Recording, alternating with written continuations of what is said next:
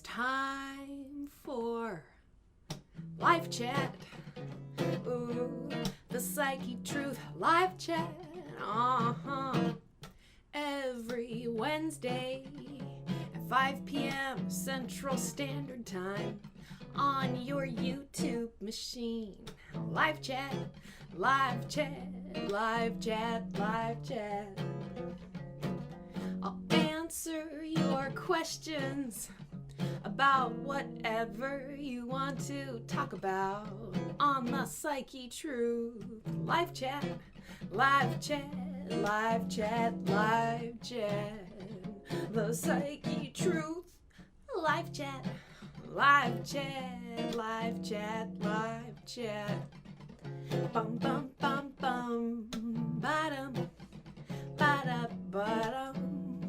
Live chat, bum bum bum ba. Ooh, live chat.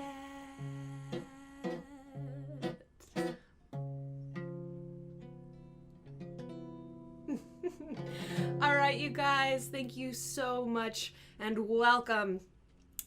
Please let me know in the chat room. Can you see me? Can you hear me? Let me know if it looks and sounds okay before I start diving in too much with the important information we'll be discussing today. So for those of you who do not know me, my name is Corrina Rachel. It's right there. And I am a certified holistic health coach. Let's see, I can get situated here a little bit. Oh yeah, and then so there is my is my info back there. So I'm a certified holistic health coach. I've made hundreds of informational videos on this YouTube channel, Psychetruth, about weight loss, health, stress, ASMR, or should I say ASMR.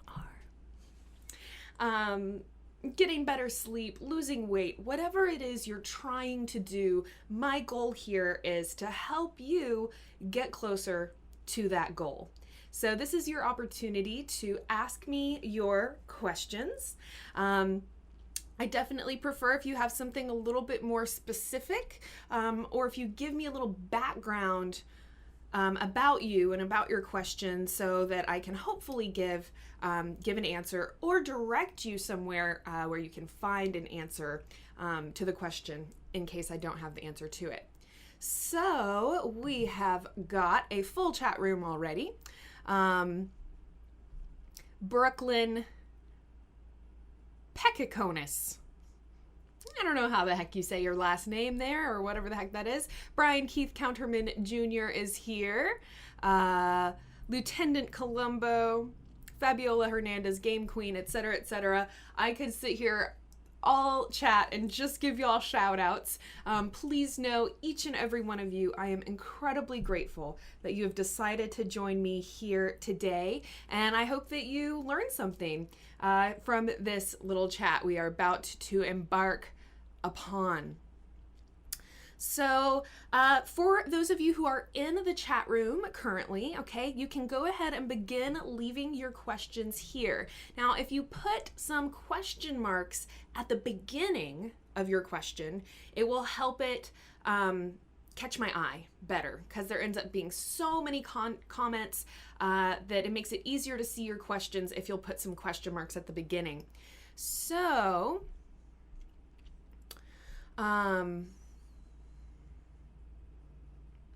all right, a couple questions beginning to pile in here. And unfortunately, Rodney, you missed the song, but I will sing it again at the end of the live chat, I promise. So, all right, so I see Lucy Benetau is in here, and she's asking, what is the best exercise to do? So there was a question left on the Facebook page, which is a similar one. So this is from Pitanjal Datta. Which is the best form of workout? Running, jogging, gym, yoga, Pilates, freehand for wellness, right? And then so Lucy over here in the chat room is asking a similar question. You know, what is the best kind of exercise? Now, this is, man, I could talk for an hour just on that one question. But let's see if we can kind of get to the bottom of this, and most importantly, give you something that you can start doing right now as an answer to your question, right?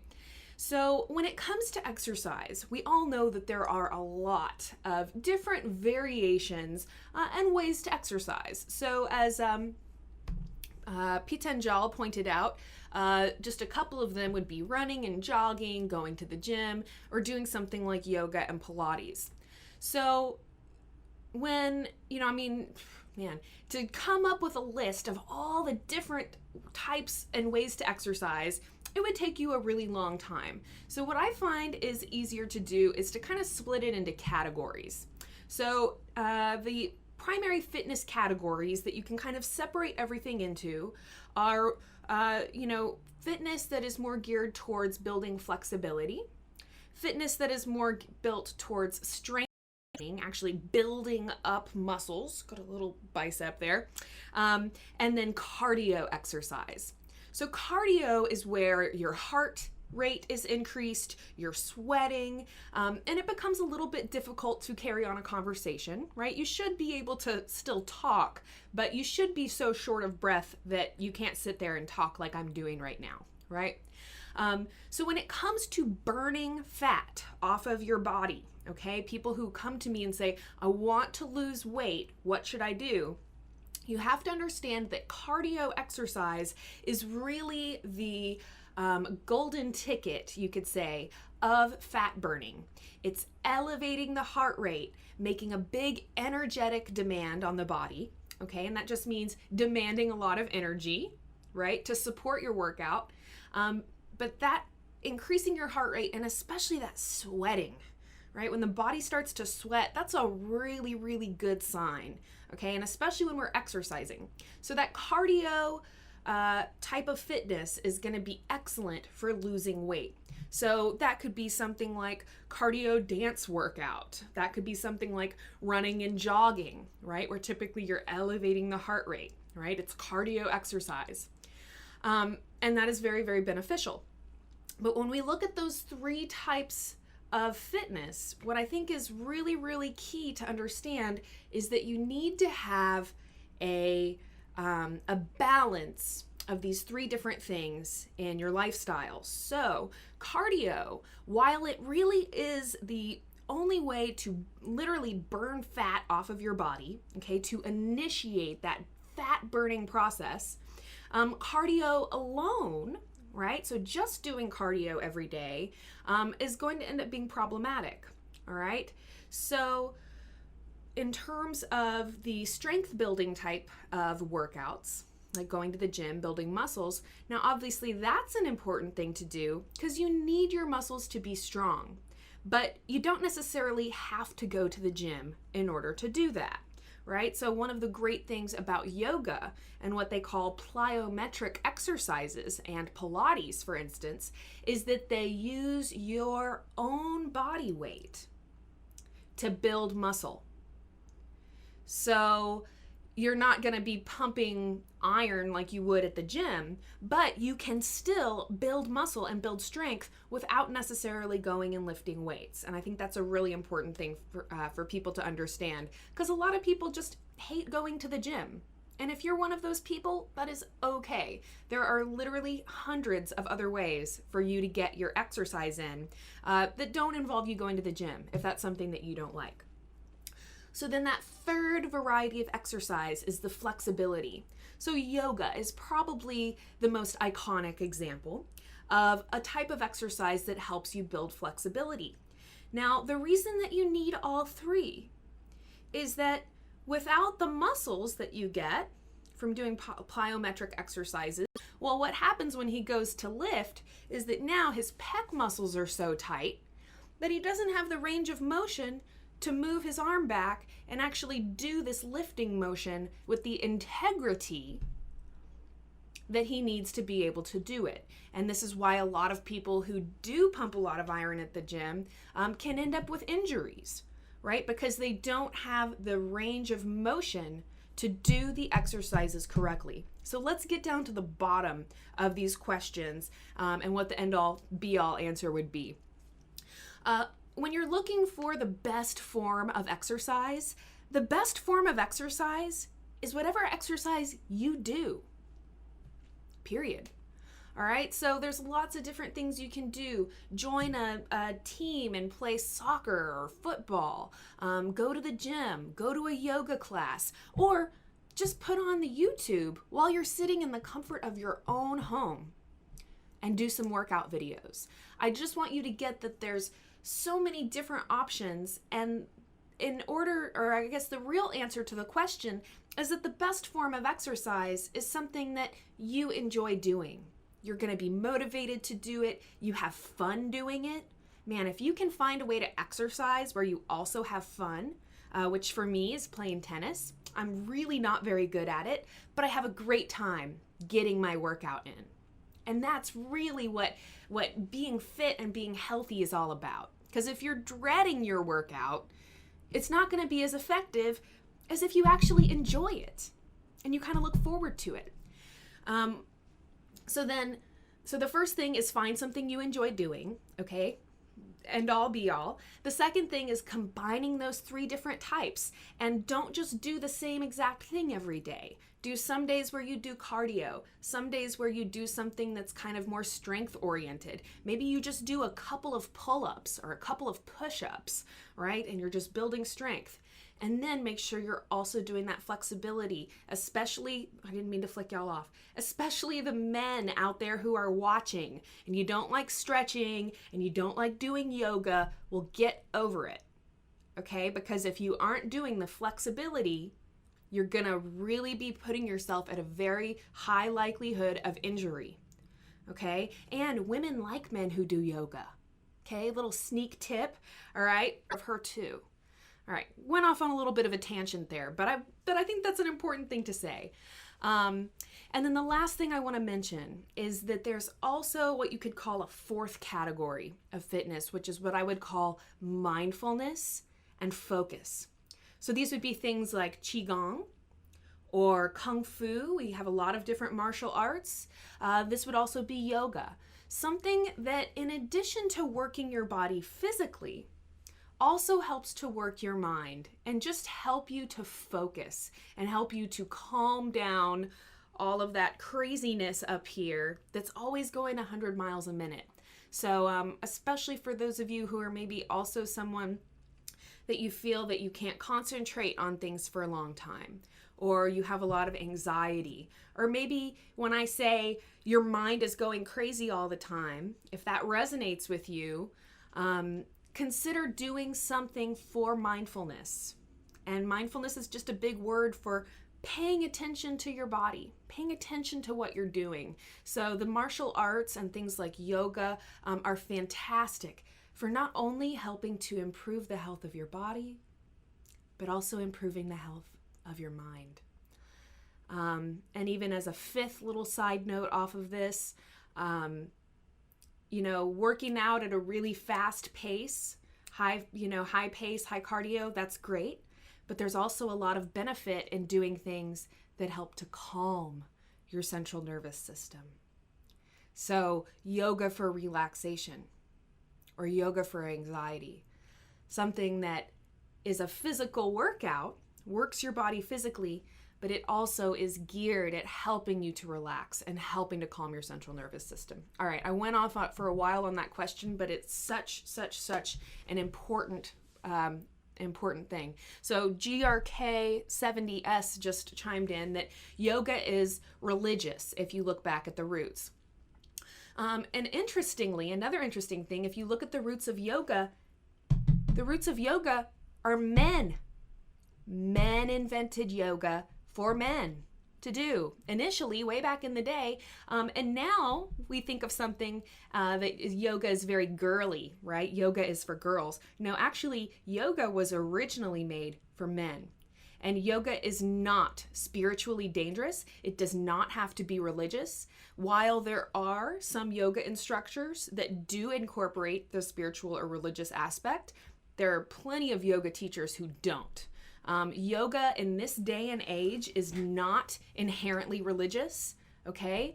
And And it's, I don't even really consider it spiritual, honestly. You can make anything that you do spiritual.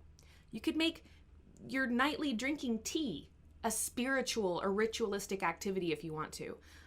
So those of you out there who say, well, I can't do yoga because it's against my religion, I would just say that is a stupid excuse to not do something that's incredibly good for you.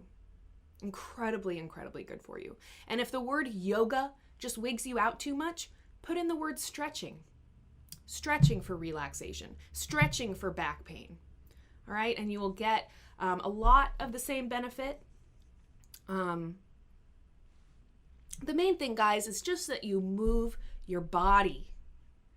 Just move your body. Think of a stagnant pond and how it smells and it's gross and it's nasty, right? When you're not moving your body, this is kind of the environment that you're creating inside of yourself. So even if it's just something simple, like sitting in your chair and doing some arm movements, it's way, way better than doing nothing.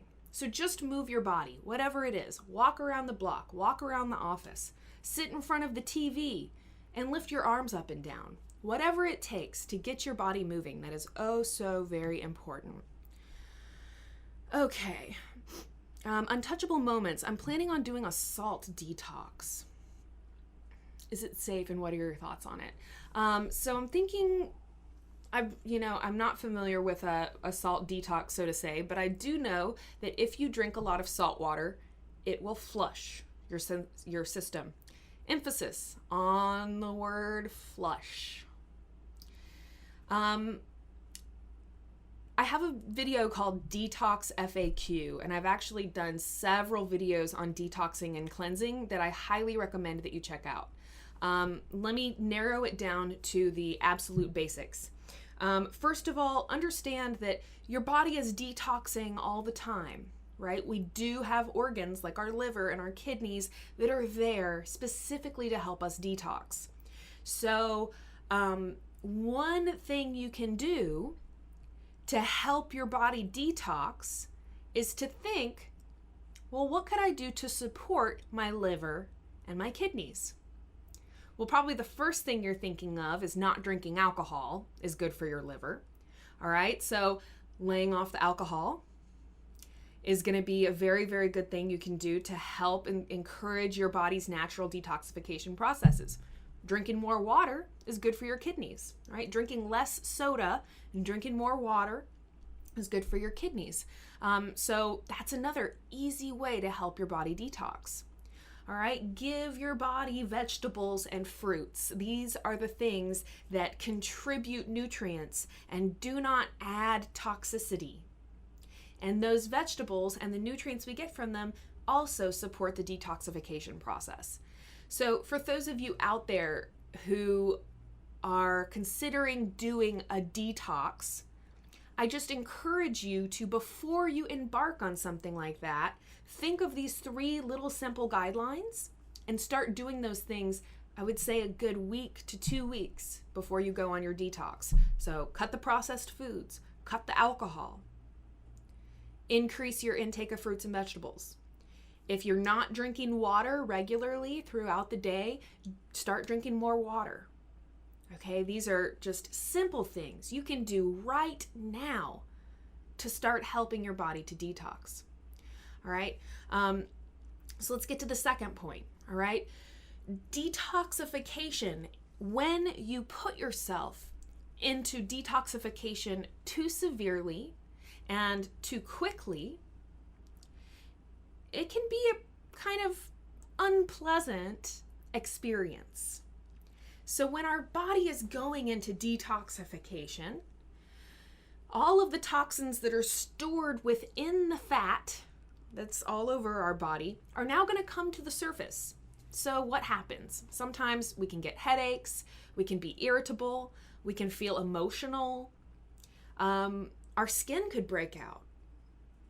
So I want you to really consider exercising caution with any type of detox that you do, because if you go too severely and too quickly, depending on how toxic you are, you could have a very, very unpleasant reaction. So if you're, one example I like to use is to think of a spectrum. Okay, so anything on a spectrum, here's a little line here. Think of a spectrum. So here is your ultimate eating healthy as possible, right? No processed foods, vegetables all the time, drinking green juices, tons of water, lots of coconut water. Okay, this is like the ultimate healthiest you could be. And then this is the least healthy over here. So this is someone who's eating fast food every day or multiple times a day, doesn't hardly ever eat vegetables, never eats salads, drinks sodas all the time, and never drinks water. Figure out where you are on this spectrum and be honest with yourself. And as you go to modify your diet, don't go from this end to that end overnight. So a lot of detoxification programs will have someone either stop eating completely and take juices and stuff like that. Now that can be very beneficial, and I actually really like doing those types of green juice detox programs. There's a really great company out there called Chef V, and actually with their detox program, you get all this organic green juice, you get soup, you get protein powders to make little protein shakes with. It's a very comprehensive detox program that still gives you a lot of nutrients. I'll talk more about that in a second. But the bottom line here is to think about where you are and think about not shocking your body. So if you're over here, where honestly most of America is, and unfortunately it's not just America anymore, right? Most people, they're somewhere over in this range, eating lots and lots of processed foods. Plenty of people out there who don't ever eat salads. In fact, if you're someone in the room who doesn't eat salad, let me know, just out of curiosity. Just consider that if you're over here, it's going to be enough for you to just move here, right? So this would be like maybe you eat some processed foods, but you eat plenty of vegetables, you eat salads, maybe you drink some sodas, but you also drink water. So we can go back to those little guidelines I gave at the beginning, like reducing or eliminating alcohol, reducing or eliminating processed foods, drinking more water, right? Getting more sleep. Man, I didn't say that earlier, but you really can't give enough credit to how beneficial sleep is for helping your body to heal and repair and detoxify. Okay, so sleep. Such an easy way to help yourself get healthier, right? So back to our little spectrum thing here, guys. Just think in terms of where you're at and think in terms of not shocking your system, not doing something that's a complete pendulum swing the other direction. Because the bigger of a jump you make on this spectrum, the more you're going to push your body into a detox that is maybe a little too severe. Okay, and detoxification, when it's too fast and too severe, can be pretty unpleasant. So back to the salt detox thing. I would consider a salt detox to be a very extreme detoxification program. So be honest with yourself. If you're someone who's over here, you're really healthy. You rarely ever eat processed foods. You never eat fast food. You eat a lot of salad, you eat a lot of green vegetables, then doing a severe detox like a master cleanse or a fasting diet could be beneficial for you. Okay, those things can have benefits. But if you're someone who's over here and you do a salt detox or a master cleanse, you're gonna feel terrible and it could actually make you sick. So detox gently. And again, I have several videos on detoxing and cleansing on this channel, and they'll talk to you about how you can detox gently. And I even give a little breakdown of how you can go like step by step to gently help your body detox. Truth Freeze is throwing out things like lemon, ginger, garlic. These are all great examples of natural foods that help the body to detoxify. Lemon is one of the highest sources of minerals that we can have. This is why it's very alkalizing. This is why it's it helps the body detox. It helps to balance the pH of the different liquids in our bodies. Lemon is a wonderful, wonderful thing to add into your diet or just squeeze into your water once or twice a day. Ginger, garlic, these are all great things, right? And they're incredibly flavorful. So to those of you out there who are thinking, oh, healthy food tastes bad, you just haven't had the right healthy food yet. I've had fast food that tasted horrible. Well, it doesn't mean that all fast food is bad tasting. It's all bad for you. But anyways, the bottom line here is that healthy food can taste great. I actually find that it tastes way, way better than any of the processed crud I used to eat many years ago.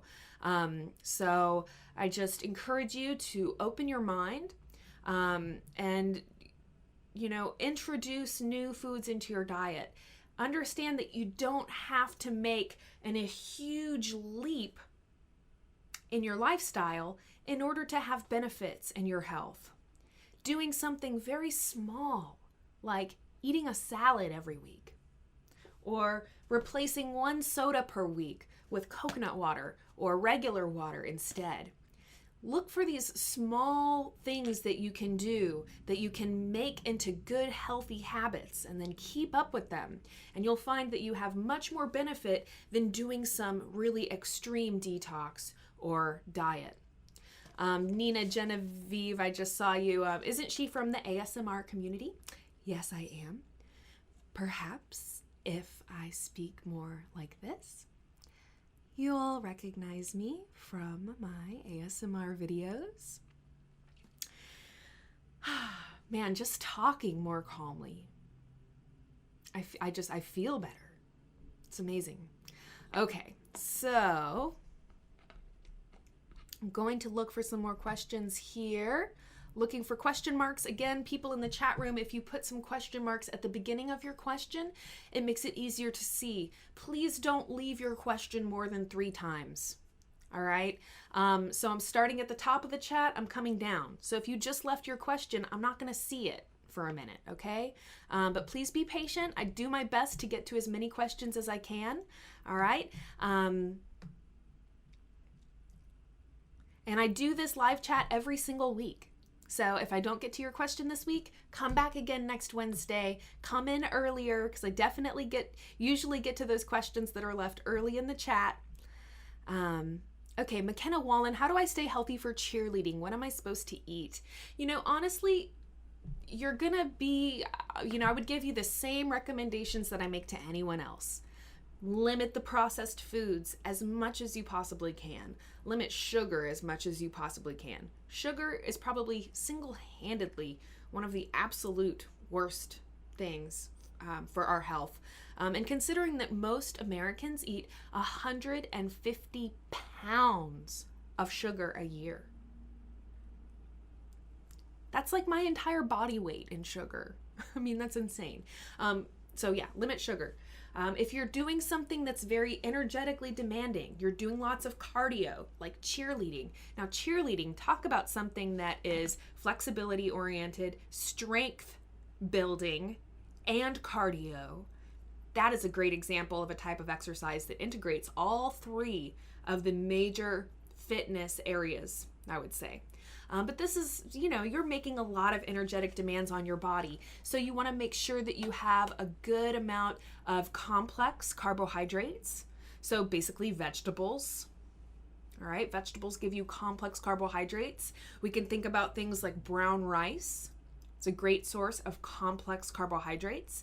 You want to avoid white bread. That's processed foods. That's junk food, basically. All right. Even the Nature Valley, wheat bread. If you look at the ingredients and you see the words enriched flour, that's what you need to look for. Enriched flour. That's the bad stuff right there. That's what's making people diabetic. It's what's making people overweight. And it's what's making people overeat. enriched flour, which is basically white bread, white tortillas. All right. So stay away from that stuff. Look instead for your complex carbs that come from things like vegetables, things like brown rice. There's plenty of different whole grains out there, and I've talked about them hundreds of times. So if you find some of my videos, there's a great one called Basic Nutrition, What to Eat. McKenna, I would highly recommend that you go check out that video. And then just know that because you're so physically active, you want to make sure that you're getting plenty of complex carbs to give you energy, plenty of protein, all right? Good, healthy sources of protein. I have a video on top 10 protein sources. That would be another good thing for you to check out. Because you're making so much energetic demand on your muscles, you need to have plenty of amino acids coming in through your diet so that your body can rebuild and repair. Best of luck to you. We have lots of cheerleading type videos on the channel, so hopefully those are helpful to you as well. All right, untouchable moments. I already talked about the salt detox. I feel that a salt detox is too severe, is too extreme. Again, if you're someone who's really super duper healthy, maybe this is something your body can handle, but for the average person, I would say that would be too severe of a detox. I would exercise extreme caution. Any type of detox or cleanse, you want to ease in and ease out of the way of eating. So let's say I'm going to do a juice cleanse, which I do relatively frequently, a few times a year. We'll probably do another one in the next month or two. But that's where I just drink liquids. But depending on the program you do, there's things like green juices. So that's like juicing vegetables, not juicing fruits, but juicing vegetables. So I like doing something where I'm not going on a complete fast, where I still have some nutrients coming into my body. But I want to ease in and ease out to that liquid diet.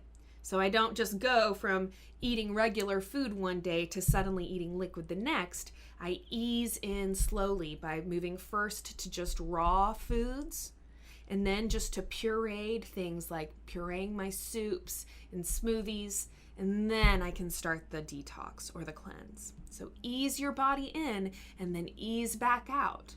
Before you start eating solid food again, you need to ease back in with the smoothies and the soups, and then raw vegetables, and then start integrating processed foods. You never want to shock your body. You never want to shock your system. Sarah, MSP Gamer. When you are stressed, what do you do? And actually this falls in with another question that was left from Pitanjal Datta on the Facebook page, a treatment you would recommend to de-stress and relax after hectic schedules. So this is an answer that will answer both of these questions. Stress is a kind of unavoidable hallmark, you could say, of our modern way of living. There's not very many people out there in this day and age who aren't stressed out. It's pretty hard not to be. So we're kind of faced with this question of how do we handle stress? And hopefully how do we limit stress, right? Because stress is a physical response in your body, all right? Stress isn't just something that's up here. Stress is something that affects you systemically or internally. So when you're feeling stressed out emotions up here, your body releases a hormone called cortisol, and there's other stress hormones as well, but cortisol is kind of the most well-known stress hormone. So your body actually releases this hormone into your body, and kind of the purpose of stress, right, is to initiate a fight or flight response. So in a kind of what's the word I'm looking for? Primal sense, all right? Stress is there as a life-saving response, so that when you see a bear, your body suddenly surges with energy so you can fight or you can flight, And that's why stress is there. So understand that stress is a physical response. And really, stress is there to try and save your life. But unfortunately, now we're stressed out about deadlines and work and school assignments that are due and upcoming exams. We're stressed out about things that don't need a fight or flight response. So now what happens? We have this cortisol pulsing through our veins, surging through our body. And unfortunately, the health effects of cortisol are not so great. So we really, really do need to think about how we can stop that stress response from constantly going off in our bodies. So that's what brings us here. This is why this is so important. Not only because it's unpleasant to be stressed out, but it's bad for your health. Okay? So when we're stressed out, what can we do? Well, the first thing to do, I would say, is to breathe deeply. Now you're probably rolling your eyes. You think that sounds ridiculous, but really and truly, breathing deeply is so, so important. Most of the time we breathe very shallowly, right? So this is not an effective way of getting oxygen in and carbon dioxide out of the body. And that's the purpose of respiration. It's the purpose of breathing, is that we want to not only bring oxygen in, but that acidic carbon dioxide that's created in the body needs a way to get out. So breathing deeply, and especially paying attention on your exhale,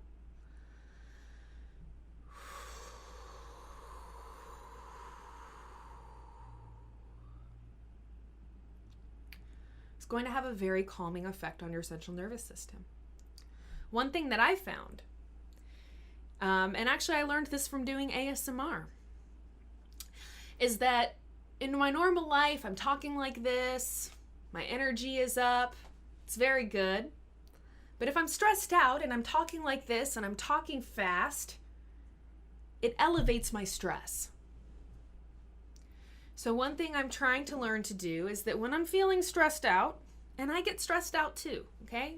Don't think that I don't. I work my tail off on these two channels, and I get really stressed out. So one of the things that helps me is to consciously make an effort to slow my breathing, to bring the volume of my voice down, and to talk more slowly. So let's say you're at work or you're at the house, something horrible is happening, and there's that tendency for us to be talking really fast, and we're worried, and we're probably talking loudly. It's going to take a little work. It's not easy. But what you want to do is start getting your body used to, rather than going into that heightened state of stress, purposefully move your body into a more of a state of relaxation. So let's say we're in an argument at work. Instead of whatever, right? Now we're going to say, let's all stop. Let's take a minute to look at this problem and see if we can find a solution.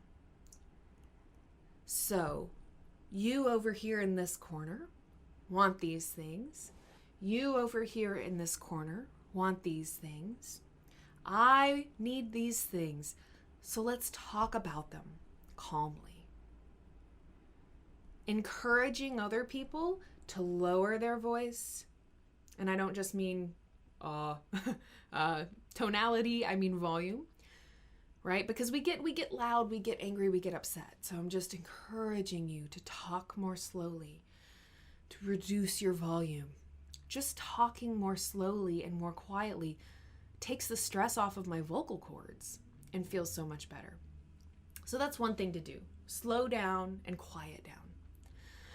Breathing deeply, breathing slowly, paying attention to your breath, focusing on your breath. Melissa has done several of videos of breathing exercises. She does it pretty much every week in her live chat as well on Fridays. You can do it with counts. Like you breathe in to a count of 4 and exhale to a count of 4. Whatever it takes for you to focus on your breath. That's a big one. Find something you enjoy doing. Find something that you like. You know, a lot of times when I'm feeling stressed out, I feel like, oh, there's no time for me to do this thing I enjoy. But actually, it's more important for you to manage your stress and bring your stress levels down than for you to complete whatever other assignment it is. You will actually be more efficient and more effective at that thing you're trying to do if you can approach it calmly rather than from a state of stress and anxiety. So find something you like to do. For me, walking outside and taking a breath of fresh air always helps me feel better. Playing music, got my guitar over here. Playing music helps me feel better. Just listening to music that I like will help me feel better. So even though you're feeling stressed and you feel like you don't have time to take a couple minutes for yourself and try and do something that will make you smile, please do it. And know that it'll be worth it. Whatever time it takes for you to improve your mood and lower your stress, it will be worth it in the end. ASMR is fantastic for reducing stress. Just put in the 4 letters ASMR on YouTube and you'll find it. I have an ASMR channel. There's lots of other wonderful ASMR videos out there. Listening to someone else speak calmly and slowly and softly can also be very, very effective for helping you to reduce your stress. So I'm blanking on other ideas at the moment, but I have lots of videos on stress and sleep. And if you go to the ASMR channel, there's even more videos on stress and sleep. So lots of information out there. I hope that I was able to give you some helpful hints here, but we have plenty of other resources that you can find if you'd like more on that topic. Ronald Sylvia, thank you so much for asking how my mom is doing. I'm just gonna not even go there because I'm not gonna get emotional in my live chat. But I wish that she had had a health coach many years ago. Would have made our lives easier than the situation we're in today. My favorite exercise, Lucy Benetow.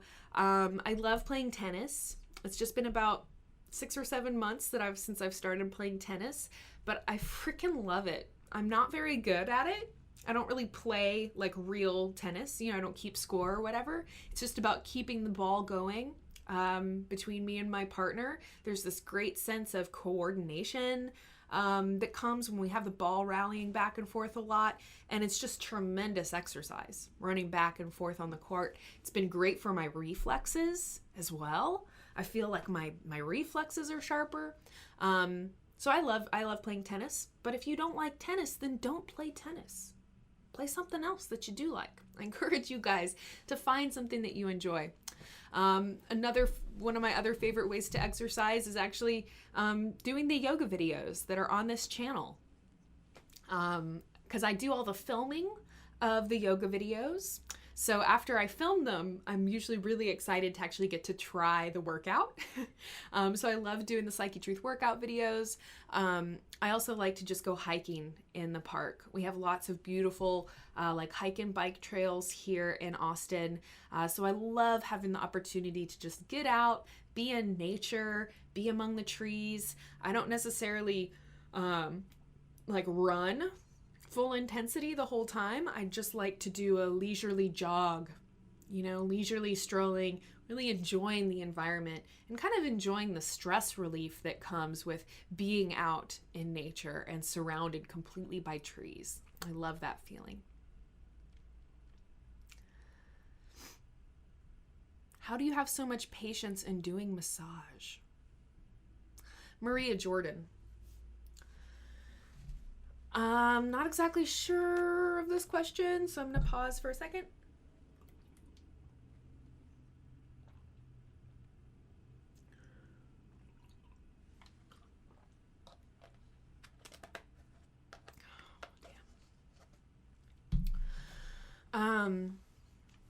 So Maria, I'm assuming that's my chair, by the way. Y'all are hearing this like leather chair behind me.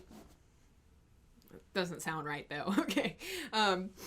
So I'm assuming, Maria, that you're talking about on the ASMR channel where I've done a little bit of ASMR massage. Yeah,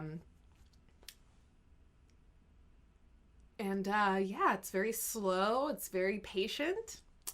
Having patience is largely about being in the moment. We probably have heard this before, right? Live in the moment or be here now. What does that mean?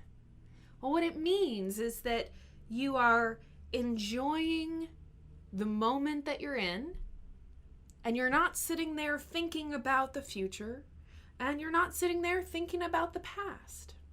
You're just enjoying the moment. And that's what it's all about. Anyways, if y'all want me to come back to that topic of patience, being in the moment, y'all let me know. But for now, I'm going to keep moving on because I'm not sure if that's really what you're asking about, Maria. Niam Murphy. Corrina, I have polycystic ovarian syndrome. I find it hard to lose weight. I was wondering what might help. I'm very sorry that you're going through that. PCOS, I know it's incredibly painful. Hopefully, maybe you're not having the painful cysts. I hope not. I had a very good friend in high school who suffered from PCOS, and I just felt so much for her because it was very painful for her. So hopefully you are not having the painful cysts, but certainly there are many different systemic effects of PCOS and other syndromes like that. So it probably is actually the PCOS that is making it so hard for you to lose weight. In the realm of modern medicine, or what you would call conventional medicine, they really don't, so if you went to your regular doctor and you told him you were having trouble losing weight, he'd probably try to prescribe something to you that would help you lose weight or something. I really don't think that is necessary. And I actually don't think that's the safest way to go either. I'm not sure how old you are, but depending on how old you are and how much, basically control you have over which doctor you see, the best route, I think, for PCOS is to work with a doctor of functional medicine. And if you put in functional medicine and your zip code or country code or wherever you are, and the city where you live, you'll find the list of functional medicine doctors in that area, if there are any. Unfortunately, it's kind of still somewhat rare, certainly more rare than conventional medicine doctors. But functional medicine is very similar to holistic health, which is what I really do feel is the safest approach to healing the body. So the holistic approach or the functional approach is about identifying the root cause of the problem, working to resolve it, rather than just, take a medication for this symptom. Oh, then you're going to need a medication for this symptom. Oh, well, then this is going to cause a problem that you need another medication for. This is a very, very common thing that we see. And a lot of the people out there, once you start asking them how many meds they're on, they'll tell you, oh, well, I started on these 3, and then they had to add this other one to deal with the side effects of the first 3. And now I'm on this other drug because I've had long-term damage due to one of the meds I'm on. Bottom line is that piling medication on medication, to each his own. People who want to do that, fine. I have no problem with you doing to your body whatever you want, but that's not what I want to do to my body. And I want to have the freedom to make that decision of what I do with my body. So I encourage you to look for a holistic doctor or doctor of functional medicine, more specifically, if you can find one, to help you get down to the root of the problem. And ideally, if you can identify what's causing the PCOS, you might not necessarily be able to resolve the PCOS. But ideally, they'll be able to find a way to at least prevent the PCOS from having all of these other effects on your health, like making it so hard for you to lose weight, etc. So Niam, thank you so much for your question. I'm sorry I don't feel like I was very helpful. I apologize. But there is a lot of information there. And actually, I wanted to put...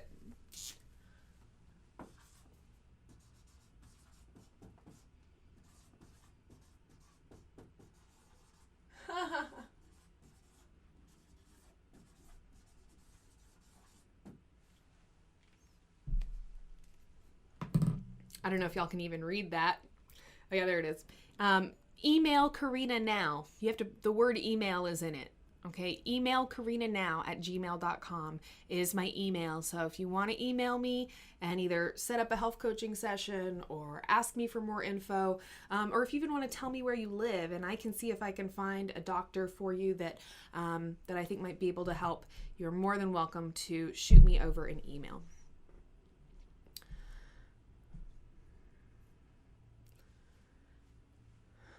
Trep Talks, how do I get a six-pack?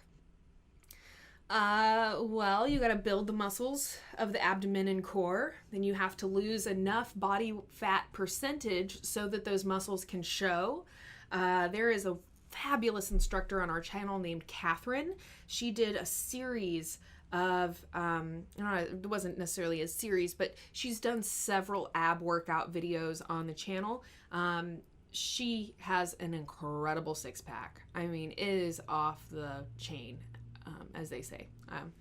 Anyways, so she talked about in some of her videos about how if you really want a six-pack, you have to target the muscles that are underneath the primary abdominal muscles that's what helps to push them out and make them more visible. And she has those exercises in her workout. So if you put in Catherine Abs, searching on our channel, you will find her videos. Of course, we have tons of ab workouts on this channel. The main thing is consistency, understanding that you got to do some cardio as well. You know, you can't just do sit-ups. You're going to have to do cardio exercise because that's what's going to reduce your your body fat percentage.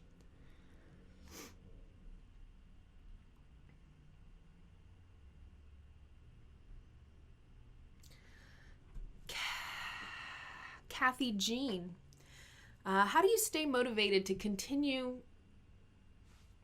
to continue eating well and exercising when you don't seem to be losing weight? So Kathy, I'm not sure if you mean that you're on what they call the weight loss plateau, or if you've not been able to start losing weight at all since you've been eating well and exercising.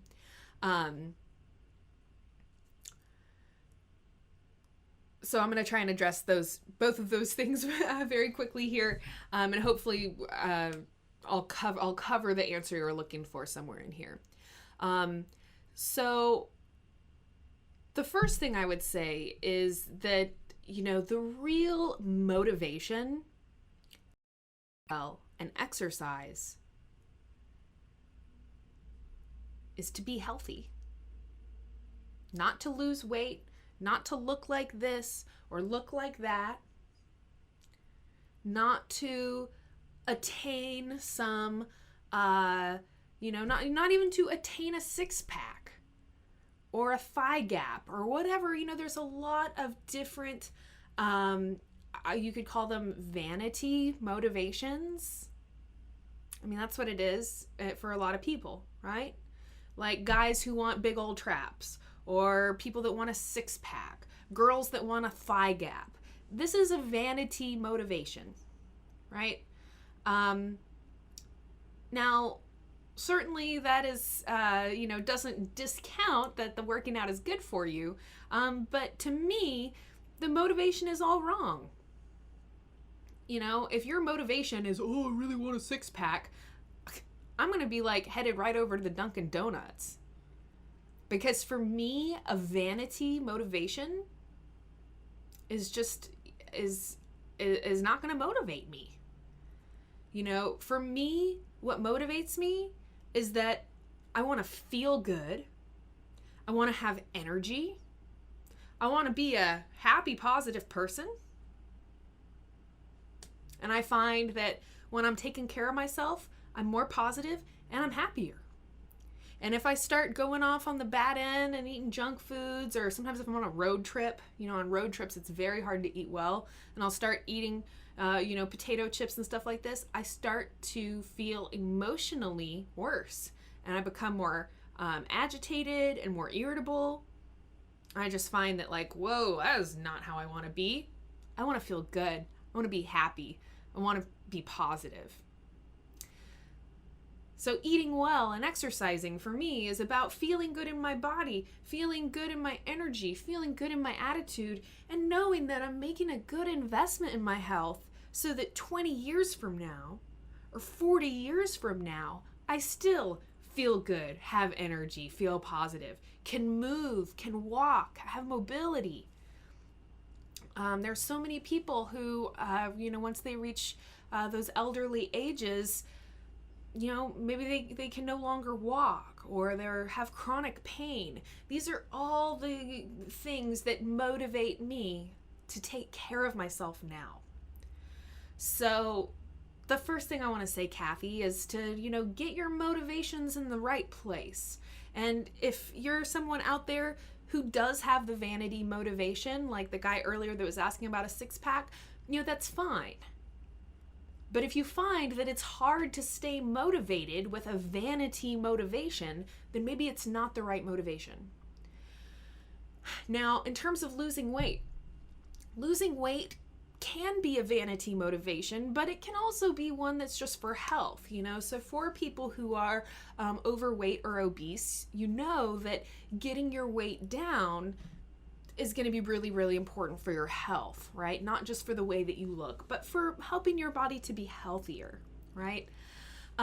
So when eating well and exercising are not resulting in weight loss, let's talk about that. I think that's what you're asking. What do I do when eating well and exercising aren't helping me lose weight? Well, the first thing I would say is that you're probably not eating well and exercising enough, or doing it correctly. A lot of times, I think we just have this idea in our head of I eat well.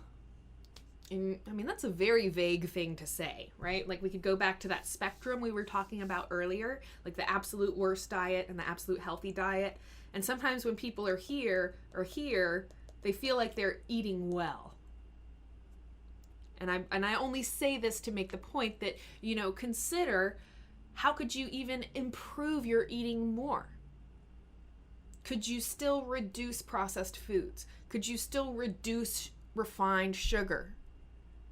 When you're looking at your exercising, I would encourage you to, I don't know if you were here for the earlier part of the chat, but I talked about how there's really kind of three major areas of fitness. And in order to lose weight and be healthy, you need to be doing all three and have them in balance. So that's cardio, that's strength training, and that's flexibility. Now, there's a lot of people out there who do only cardio and they can't lose weight. And they come to me and they're so frustrated. They're like, Corrina, I exercise 6 or 7 days a week for 2 hours a day. High intensity interval training. Why am I not losing weight? And I said, because you're working out too much. You're working out too much and you're only doing one type of exercise that's actually kind of stressful on the body. So doing cardio workout all the time, it's very good for you and it's incredibly beneficial for the heart. But if you're doing it all the time and you're not balancing it with these other types of fitness, then it's going to sabotage your weight loss efforts and you're miserable because you're working out so much. So consider if you're exercising correctly. So you balance the cardio, increased heart rate, sweating, good cardio exercise, very important, but you can't just do that alone and expect to be healthy. You also need to do some strength training, even if it's just a plyometric exercise like Pilates or like yoga. You don't necessarily have to go to the gym. But the bottom line is that, there's a difference between cardio and something that's more strength oriented, like doing a couple of push-ups or pull-ups, right? Or doing the Pilates or something like that. And then thirdly, flexibility, stress relief, slowing the body down and helping it relax is so, so, so important.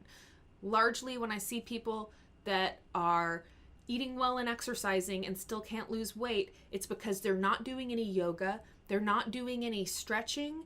Everything that they're doing is really high energy, high intensity, and sometimes you just need to bring it down and move the body in a gentle way that helps it to stretch, helps it to release tension. Stretching is so, so, so important. So, make sure you're getting a balance of those three. Okay, and then the last thing I wanted to say is about the weight loss plateau. So another thing that can happen is people go on a diet, they're exercising, they start to lose weight, they're so excited, and then all of a sudden what happens? They hit the weight loss plateau, which is where you're not gaining weight, but you're no longer losing weight. And it's because you need to step up the intensity of your exercise. I'm not really sure what the best way to how to explain this is, but your body wants to be challenged. So if you're doing the same exact workout routine for months and months and months, at some point you're going to need to up the intensity. Either do the same routine, but do the advanced modifications, or do it twice as long, or actually just find a more advanced workout or just a different workout. The body likes to have variety. The body likes to be challenged. So for those of you out there who are familiar with the weight loss plateau, you know what I'm talking about. Just know you need to up the ante a little bit, up the intensity a little bit, and you should see that you can turn that plateau back into the weight loss decline that you were in, right? Actually losing weight. Emily Coe, is it better to have 3 normal-sized meals or 5 small meals? I did an entire video just on this question. It's called Healthy Snacking Tips. And in that video, I compared the various philosophies, you could say, on that question. So, there's several different philosophies of health, philosophies of weight loss, right? Excuse me, the hiccups all of a sudden. Probably because I'm talking too much and not breathing enough. So there's lots of different health and weight loss philosophies out there. Some of them say to have 3 big meals, and some of them say to have 5 smaller meals. By and large, you need to find what works for you. One of the things I think is funny, and I'm so sorry, I'm just really parched. I just need a little sip.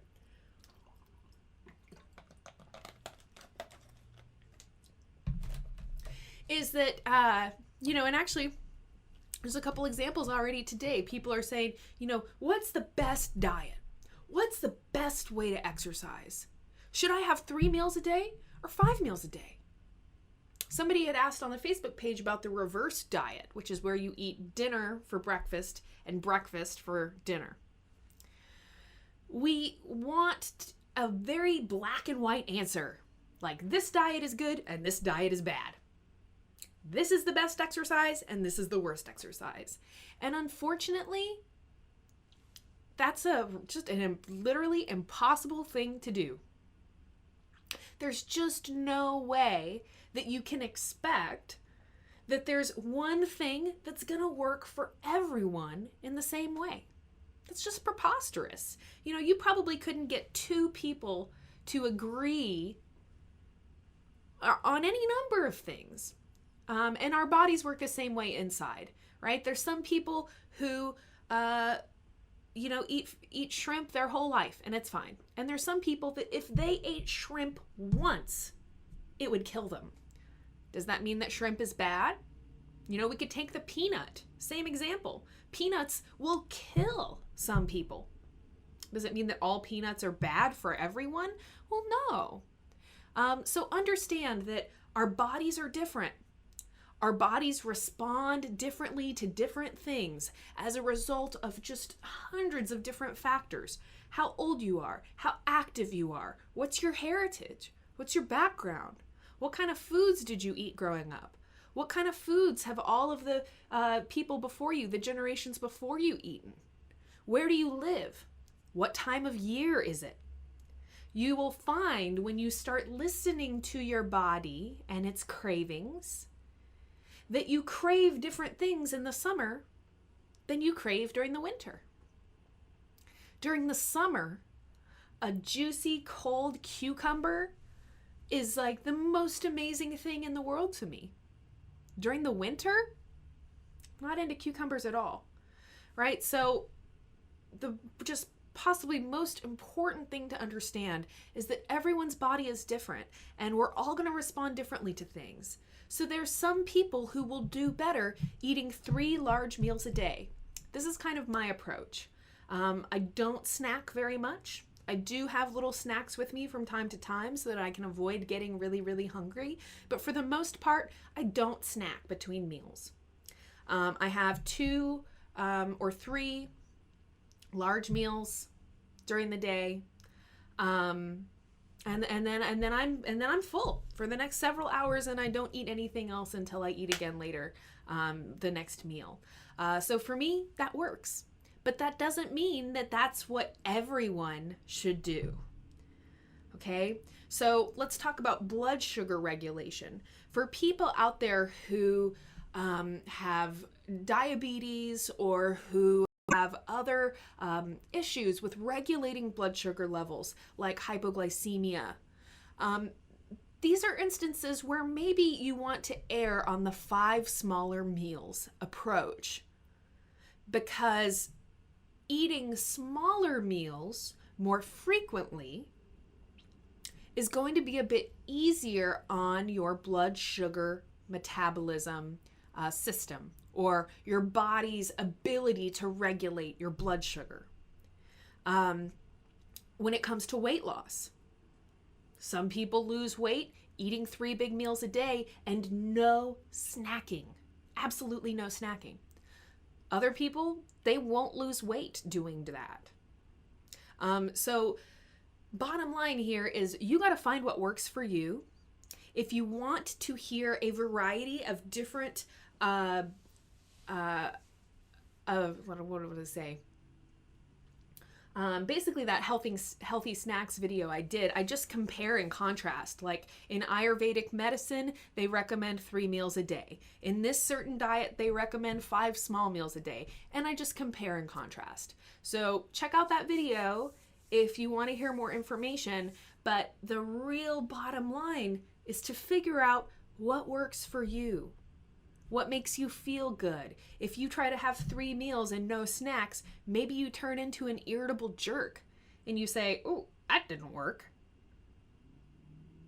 Or if you've been having 5 small meals a day for several weeks and you're not losing weight, try something else. Okay? Try it, see what works for you. By and large, everyone's body is going to be different. There's no one size fits all solution that's going to work for everyone every single time.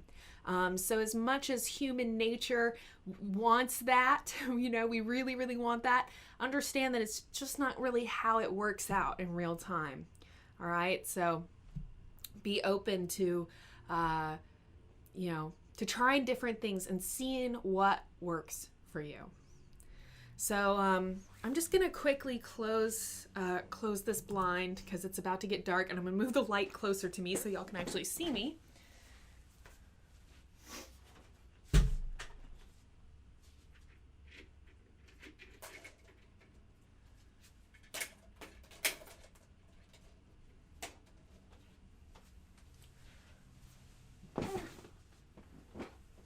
Okay. There we go. All right.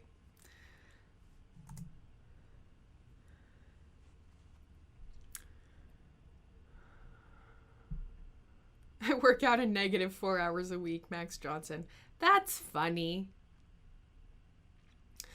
Thomas Curtis is asking about sprouts. Are they really as nutritional as they say? They're supposed to be tenfold more nutritionable, more nutritionist. Sorry, I just made up a word.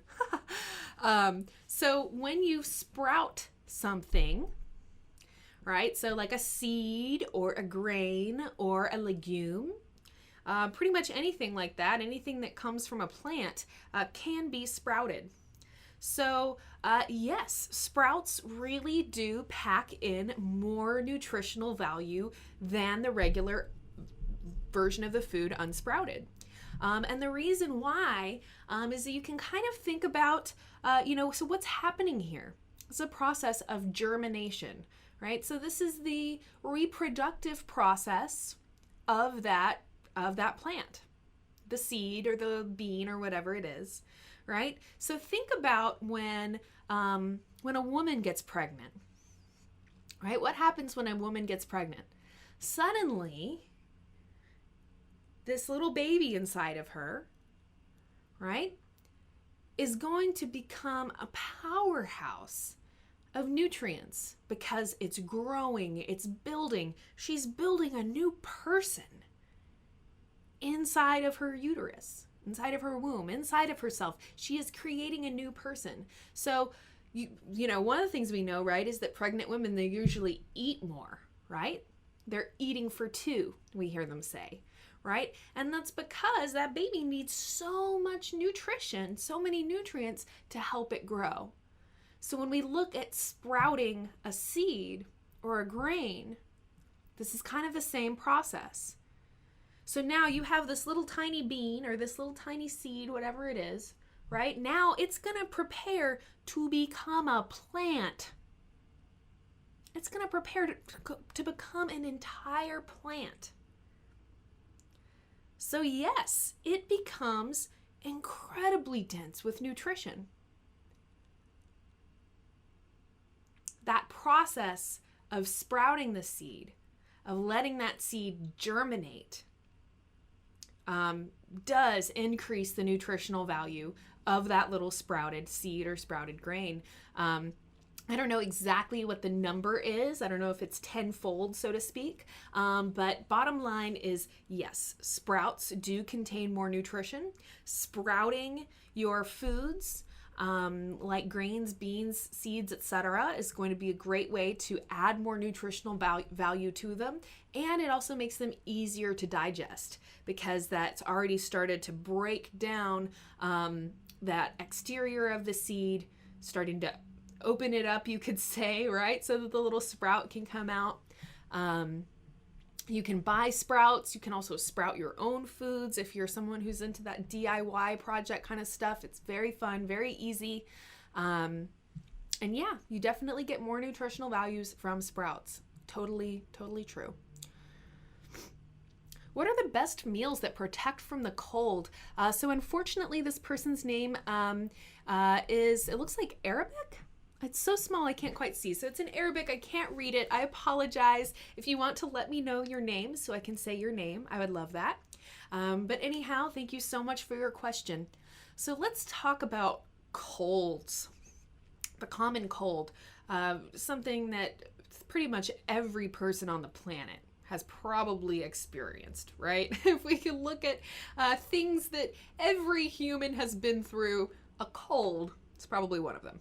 So let's, before we talk about things that protect us from colds, let's talk about the things that make them worse.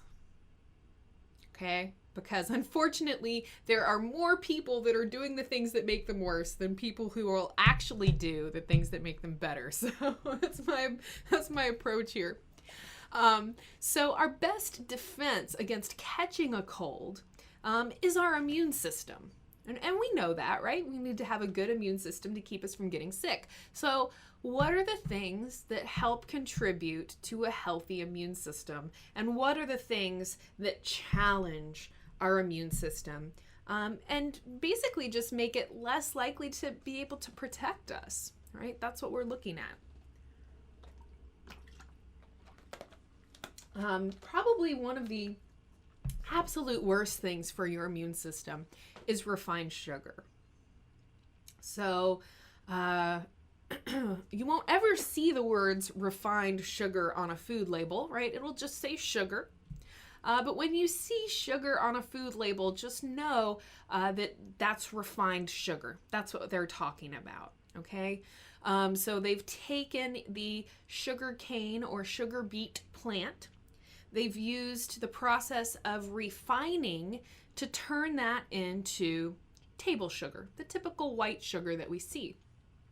And I know I say this a lot, so forgive me if you're hearing this for like the umpteenth time or something, but the process they use to refine sugar beet into sugar is like the same process that they use to refine coca leaf into cocaine, right? So you can take something that when it's a leaf or when it's a sugar beet, you know, is not, you know, significantly harmful. It's not bad for you. You can chew on a coca leaf. It's not gonna, you know, you get a little buzz from it, right?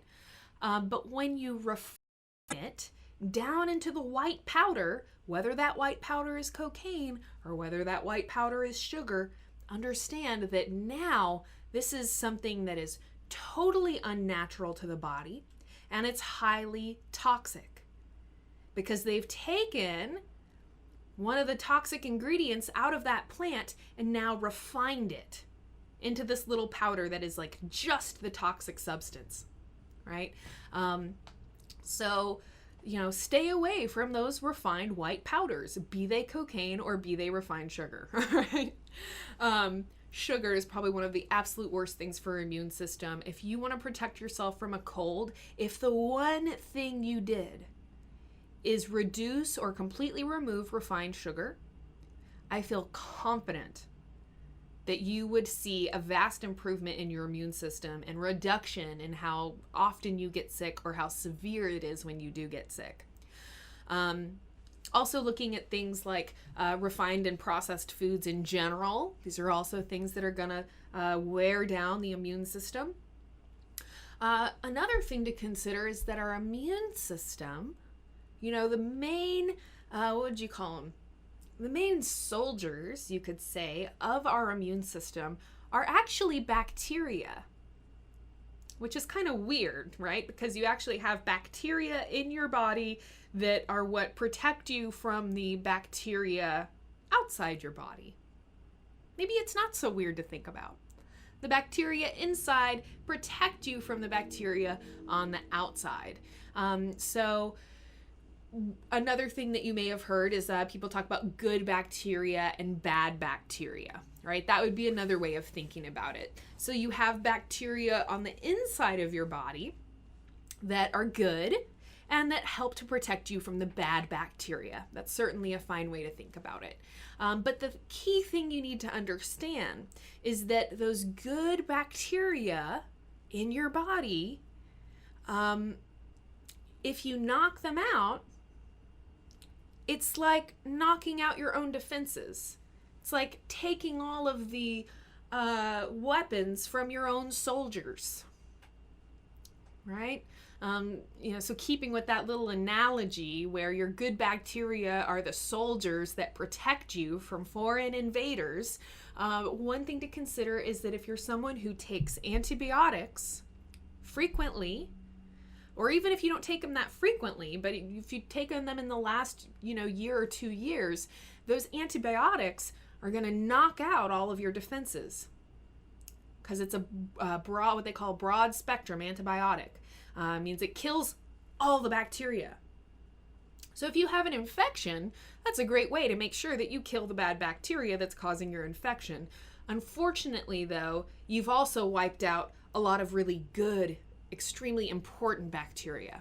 So another thing that you can do to help improve your immune system and digestive tract, okay, because your immune system and digestive tract are actually very intertwined, right? Because a lot of the things that our body has to protect us from are the things that we eat, contaminants on food.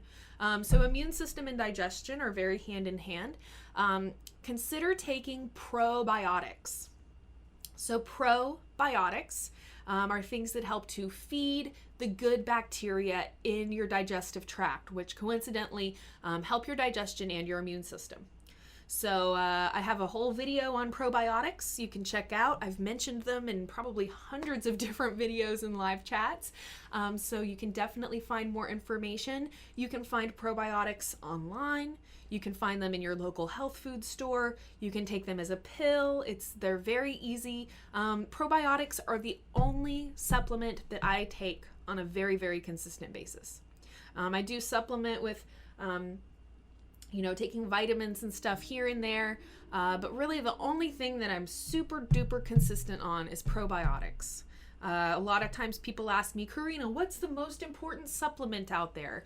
Probiotics aren't really a supplement, but it is a pill that you take, right? In addition to what you're eating. So in that sense, you could consider it a supplement. And I think probiotics are perhaps some of the most important supplements, or one of the most important things to supplement that's out there. Just consider, of course, that the nutrients and other benefits that we get from eating a natural diet of vegetables, of fruits, whole grains, legumes, these natural foods help to support all of the systems in our bodies, including the immune system. So when you're asking for best meals to protect from the cold, anything that is, lots of greens, leafy greens are some of the most nutrient dense vegetables there are. So it'd be like spinach and kale. Get those good leafy greens in. Those are good things to help improve your immune system. Garlic, ginger, these are other things that are excellent. Turmeric is a fantastic herb or spice that can be used.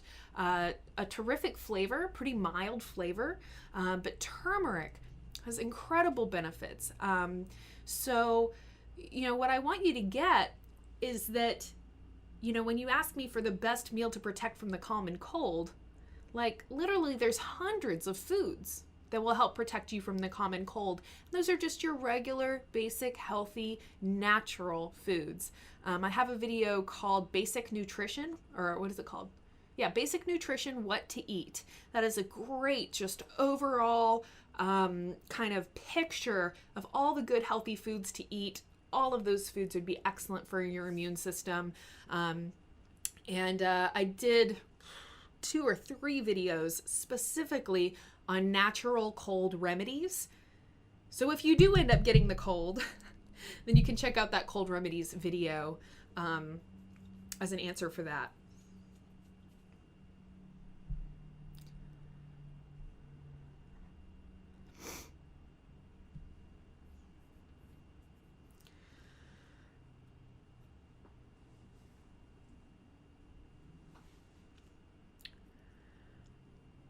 Okay, looking for questions, pardon me.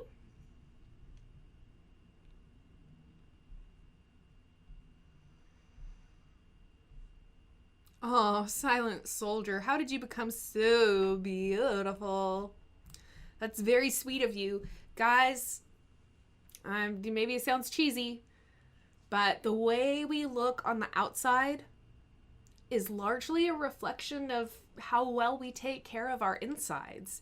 Now, granted, that is not a hard and fast line. There are people out there that look beautiful and don't take care of themselves at all.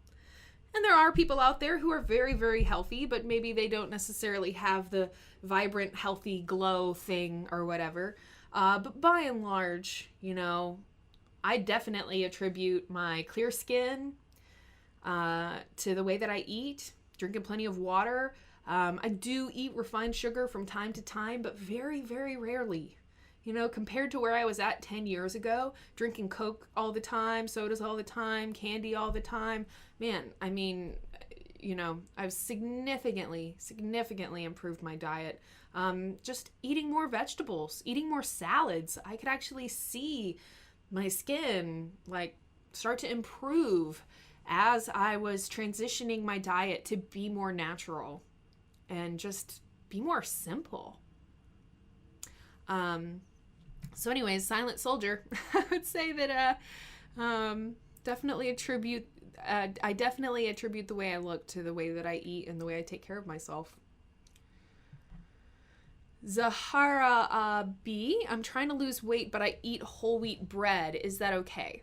The thing about whole wheat bread is that you need to be very, very careful. And I would just tell you to read the ingredient label. Because unfortunately, there are a lot of whole wheat breads that when you turn it over and you read the label, it'll contain enriched flour. That's the bad, bad, bad refined flour that you should never, ever eat. Okay? Oftentimes it'll also have high fructose corn syrup.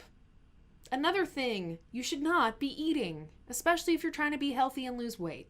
And unfortunately, almost every single bread in the supermarket contains high fructose corn syrup.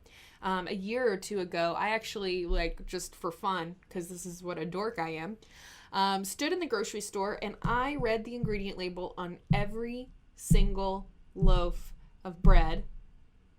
Every brand, right? I didn't, read every single loaf, but every single different brand and variety, and every single one of them contained high fructose corn syrup.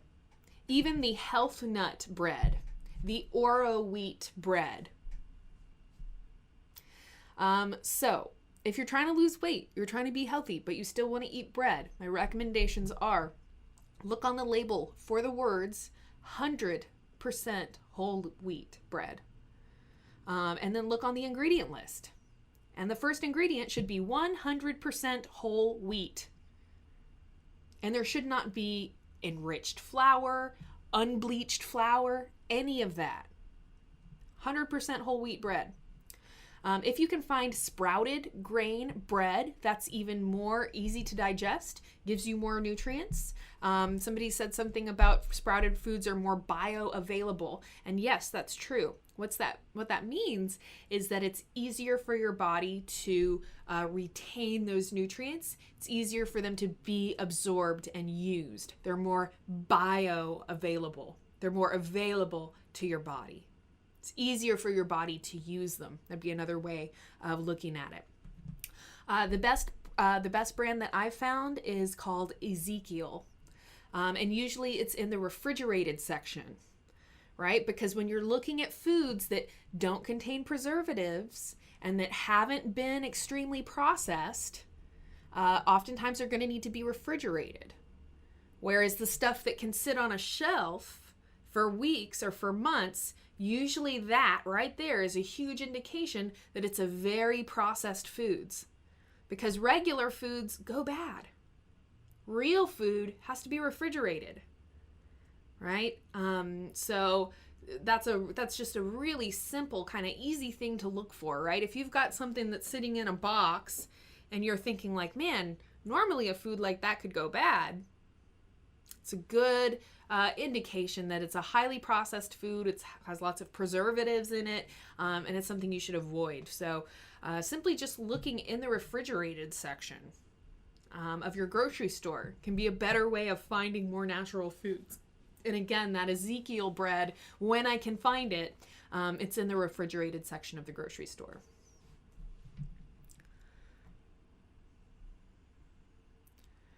I would be careful with how much wheat you eat. There is an interesting interview that I did. Oh God, who was that with? Anyways, if you put in wheat on our channel, I did a video with Dr. Balanzi where he spoke about grains and gluten and wheat. There's several other people actually on the channel who've done it as well. Wheat has been found clinically to actually, it can cause more sugar cravings. I think that if you're eating whole grains specifically, you have less of that effect. But they found that people who are eating processed wheat actually had more sugar cravings. So, I would just be careful. Even things that are healthy for you, you want to have in moderation. Even too much of a good thing can still be too much. So just consider, any food you eat, you just want to have variety in your diet. You don't want to necessarily eat that food every single day for months and months and months. You want to mix it up.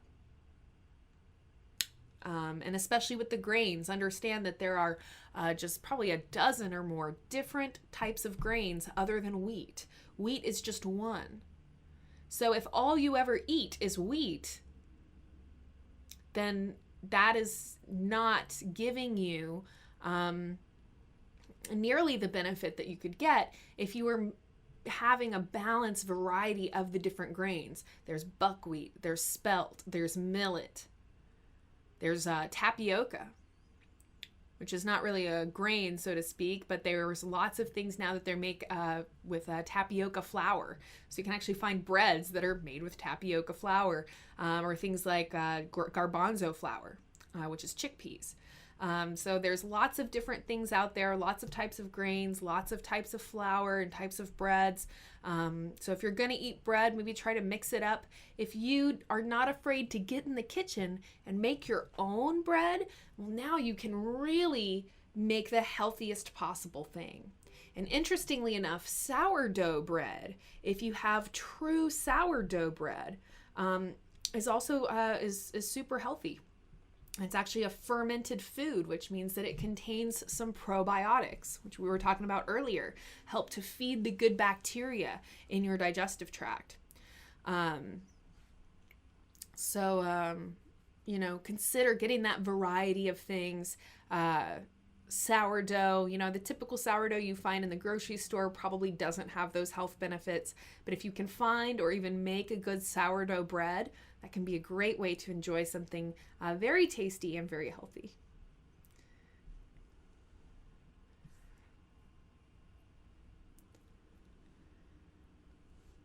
Untouchable moments, I answered that salt question a long time ago.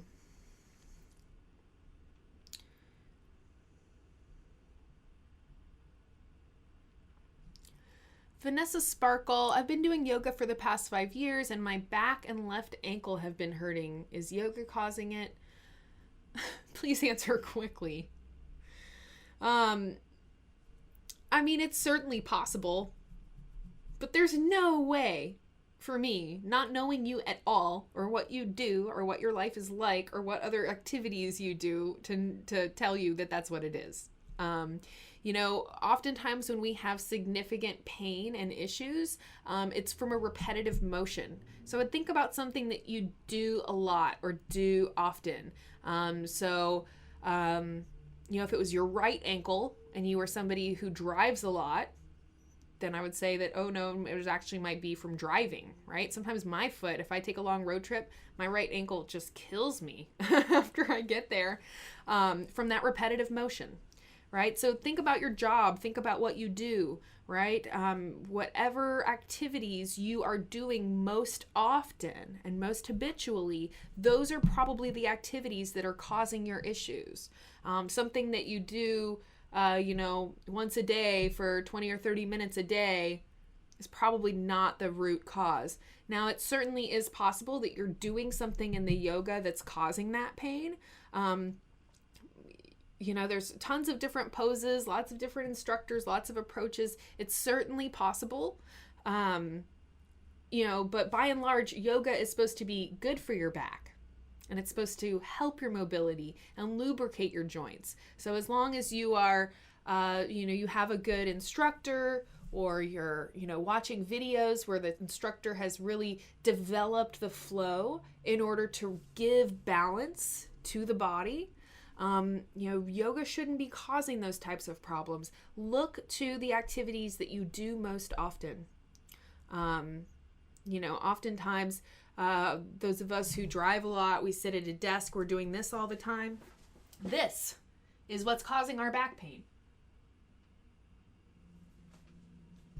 So anyways, hopefully that helps to bring you to the solution you're looking for.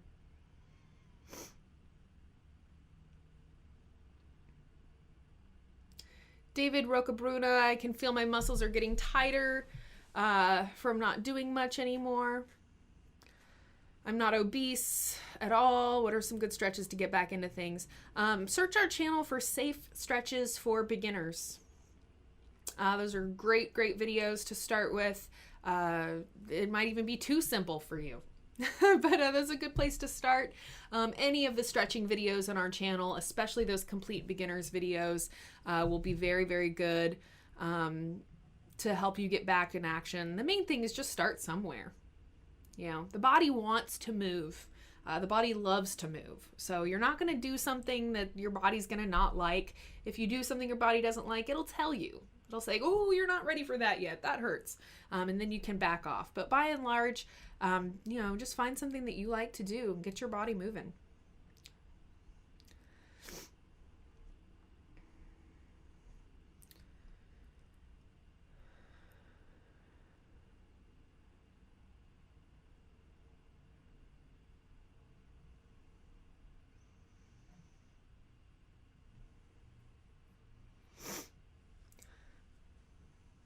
Just Paul of the World Wide Web, in your opinion, is doing both cardio and strength training into a good workout?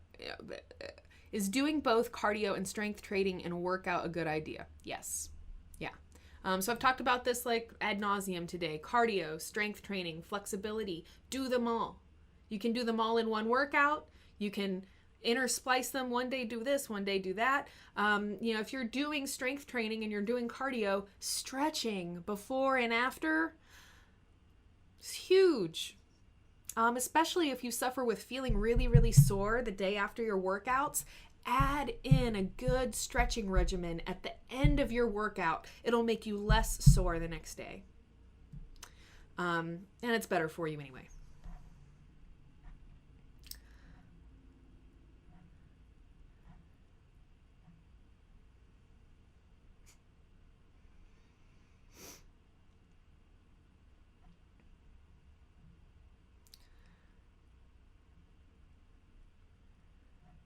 All right, guys. Well, it is about 6:35 over here. God, untouchable moments. You must have left your question like 85 times. I did answer that I think that was the first question I answered, or second question I answered in the chat. So if you missed it, please go back and look. Johnny John, I see your question there. I am not even going to touch on it because it scares me. That is scary. It's scary. Very scary. Very suspicious. Very suspicious.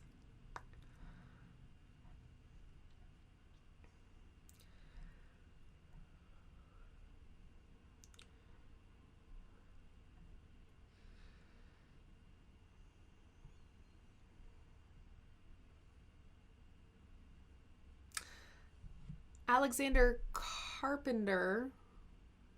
Hey, Corrina, can I drink smoothie all day, but do I must have solid food? So I think you're saying that you drink smoothies all day. Do you have to have solid food also? You know, again, I would say the proof is in the pudding, so to speak. Do what works for you. You know, if you feel good eating only smoothies, I guess that's fine. I personally, after I have a smoothie, am, you know, a couple hours later, I'm like really excited to eat a meal, to eat real food. You know, I love the smoothie, of course, but I like the balance of like some liquid, you know, meals, smoothie type thing, and then eating some real food as well. If you go too long on a liquid diet, not eating solid food, just know that you want to ease back into eating solid food again. Because if you are like, oh, you're just going to have smoothies for like a week, and then you try to eat a big meal, your digestive system is going to be like, hey, whoa, I was not ready for this. So ease back into eating solid food if you're going to go a period of time without having it. You know, largely you need to see what works for you. If that works for you to just have smoothies, I guess that's fine. But I do think eventually you will be hungry. Just the mastication, chewing on real food, you'll miss that.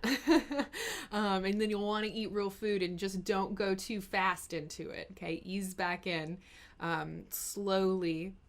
The last thing I would say about smoothies is to just be aware that while it's great to sweeten your smoothie with some fruit, you need to have other things in your smoothie than just fruit. If you're only having fruit smoothies, there's not enough nutrition there. You're going to need to have things, I don't really think protein powders are a good way to go, but if that's the only thing that's workable for you, then fine. What I like adding to my smoothies are nuts. So for instance, I will soak some almonds or some cashews even, or whatever nut I'm using, either in water or in coconut milk or something like that, so they can kind of get soft. And then blend that up and use it as the base of my smoothie.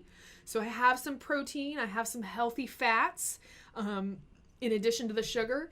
Adding in a handful of spinach or even kale to your smoothie and making a green smoothie, now you're really adding in a bunch of nutrition. Chia seeds, hemp seeds, and flax seeds pretty much go into almost every single smoothie that I make. Again, adding in healthy fats, adding in protein so that that smoothie can actually satisfy my hunger. And in terms of regulating your blood sugar, drinking something that's just pure fruit is going to be a whole lot of sugar. So adding some healthy fats like nuts or chia seeds or hemp seeds, adding some healthy fats will help lower the glycemic load of the smoothie. And basically that just means it's less stressful on your blood sugar metabolism, or it's less stressful on your body to regulate your blood sugar after having it.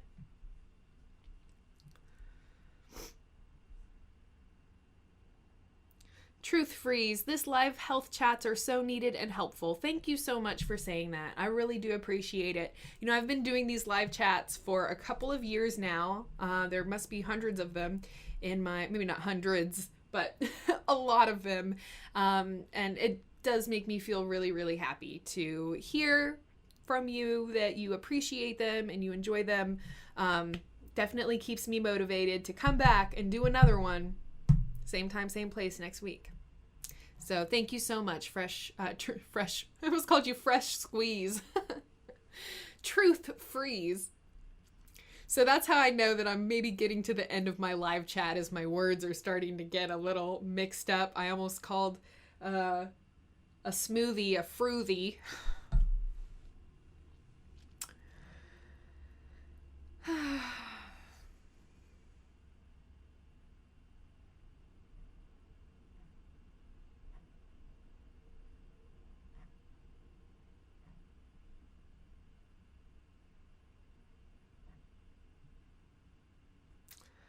Oh yeah, time change in a week and a half. Thank you, Brian Keith Counterman Jr.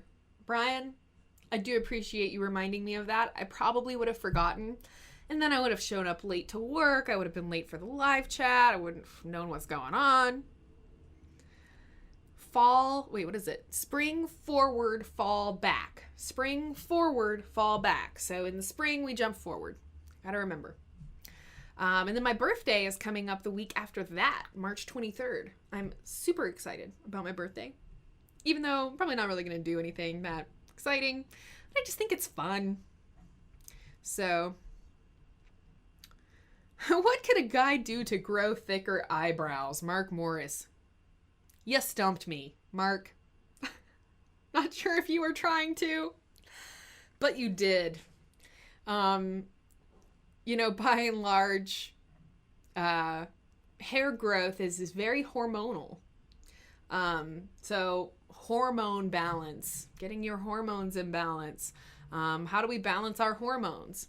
By balancing our health, balancing our life, eating well, supporting the body, giving the body the nutrients it needs, will help balance your hormones. Stress can actually screw up your hair growth hormones. Like certain people, when they're very stressed, they might find that their eyebrows thin or their hair starts thinning. So just limiting stress, depending on how stressed out you are, can actually help to regulate hair growth. So just consider holistic health all around.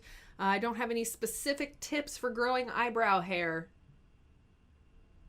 It's a good question. Hannah Mary says, I don't really eat salads, but I do like them. Well, if you like them, then you should eat more of them. Please, please, please, pretty please.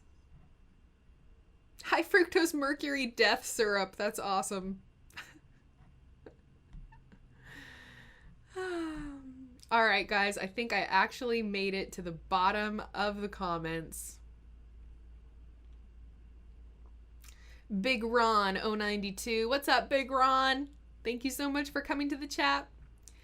Nina Genevieve. Yes, it's me, Corrina, from the ASMR channel. A lot of times I see people that say, you know, they'll get on my on one of my Psychetruth videos, and they were like, oh my god, she sounds so funny speaking in her normal voice. And that cracks me up. Oh yeah, castor oil. Oh, you know what? That's funny because I actually have, I don't know if it's here, but I actually did, I got some castor oil, and I was reading about it online, and you're right. So Carolyn Paxton threw that in. Caroline Paxton. The castor oil can help improve hair growth. So you might try it. Better to put castor oil on topically than to ingest it, in my personal opinion. Oh, Future Video 10, you're here.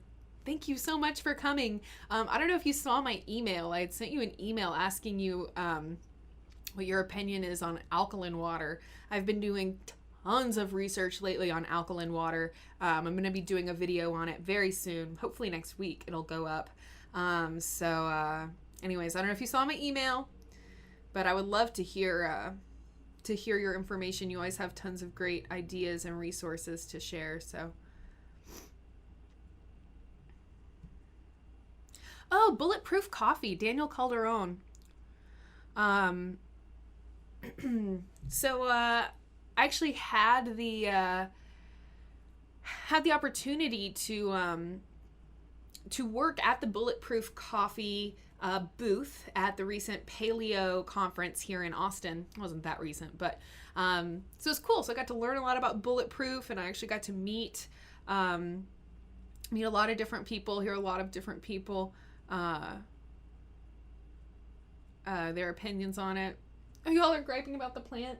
It's just really dark in here is why the plant looks so sad, but it's a happy plant. It's fine. I actually watered it yesterday. I could stick my finger in it and show you that the dirt is wet, but I'm not going to do that. But anyways, yeah, future video. That's exactly what I found. Anyways, if you see my email, send me back. I would love to hear any of the resources you have on alkaline water, but that's basically what I found too. Information that, some people are actually too alkaline. Interestingly, stress causes and cortisol causes the body to become more alkaline. So oftentimes people who are very stressed, they're actually have a problem with being too alkaline rather than too acidic. So I thought that was very interesting. H Floor kind of misread your question there, and it made me laugh. Anyways, guys, I want to go ahead and wrap up this chat room today. I want to thank you all so very, very much for being here with me, sharing this time with me here today. I'm always so happy to have you all in the chat room with me. I do hope that you have enjoyed the chat. I hope that you maybe learned something.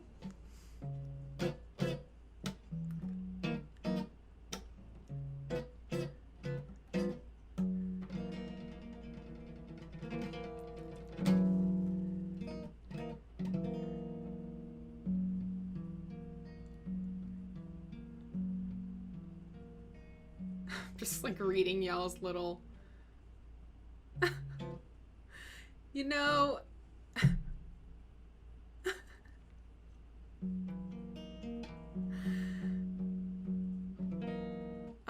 FK4123, I am not going to answer your question, even if you leave it, just on principle that you have a ridiculously horribly offensive screen name, and that is just like effing terrible. Absolutely terrible. It is no longer time for live chat. ASMR machine, that is hilarious.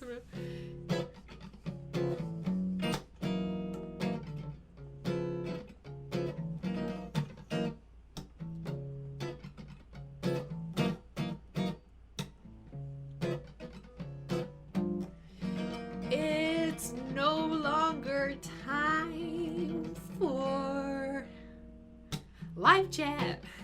The Psychetruth live chat. Every Wednesday at 5 p.m. Central Standard Time on your YouTube machine.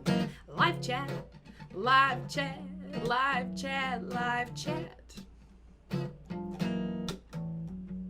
Live chat, live chat, live chat, live chat.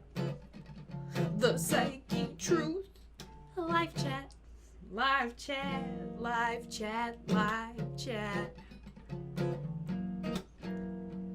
Bum bum. Bum bum bum. Bum bum bum bum bum. We'll be.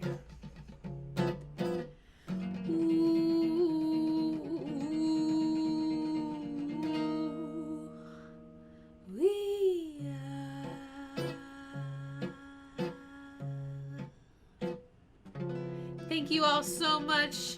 Lucy Benetow, Joe Sullivan, Nabi, Christian Buzio, Brooklyn Peckin, I don't know what the heck your name is. I don't even know. Anyways, guys, thank you so much. I saw y'all are asking. Yes, I'm obsessed with jazz. Actually, if you put in youtube.com/Corrina Loves Jazz, you will go to my personal music channel where I have a ton of different jazz tunes up there. All right, guys, thank you so much for being here. I so greatly appreciate it. I do hope that y'all will come back and join me again next week. I can't wait to see you then in health, in wellness, and in everything wonderful. Thank you so, so much. And I hope you have an absolutely fabulous day, evening, morning, whatever time of day it is where you're watching. Thank you so, so much for being here.